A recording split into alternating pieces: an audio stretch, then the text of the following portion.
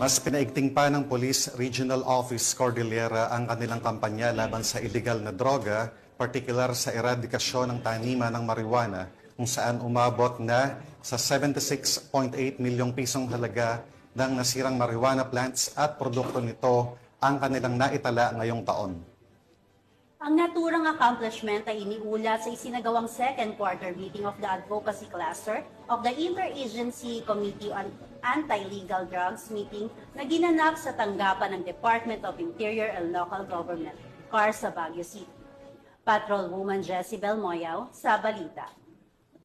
Pinaigting pa ng Police Regional Office Cordillera ang kanilang kampanya laban sa pagtatanim at distribusyon ng marijuana sa rehiyon, kasabay ng pagpapatupad ng mga programang naglalayong wakasan ang naturang iligal na aktibidad sa tulong ng komunidad. Sa second quarter meeting ng Cordillera Interagency Committee on Anti-Illegal Drugs Advocacy Cluster noong ika-1 ng Hulyo taong kasalukuyan,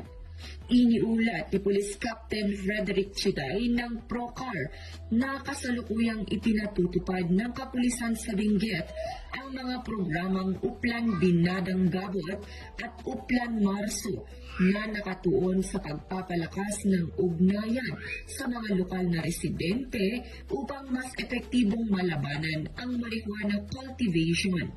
Samantala, sa lalawigan ng Kalinga, isinasagawa naman ang mga operasyon sa ilalim ng Uplan Charlie Weed at Uplan Ganja Dos na nakatuon sa pagsugpo sa mga taniman ng marijuana at paghuli sa mga individual na sangkot sa pagtatanim at pagbebenta nito.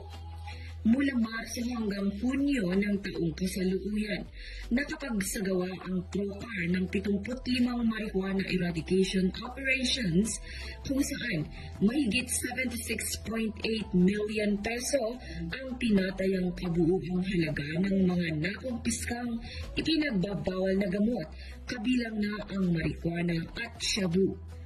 Ipinapakita ng mga inisyatibang ito ang patuloy na dedikasyon ng kapulisan ng Cordillera sa kanilang tungkuling sugpuin ang iligal na droga, protektahan ang mamamayan at itaguyod ang ligtas at maayos na pamayanan. Mula dito sa rehiyon ng Cordillera, ako ang inyong PNN correspondent, Patrolwoman Jezebel Moyaw, alagad ng batas, tagataguyod ng Balitang Pulis.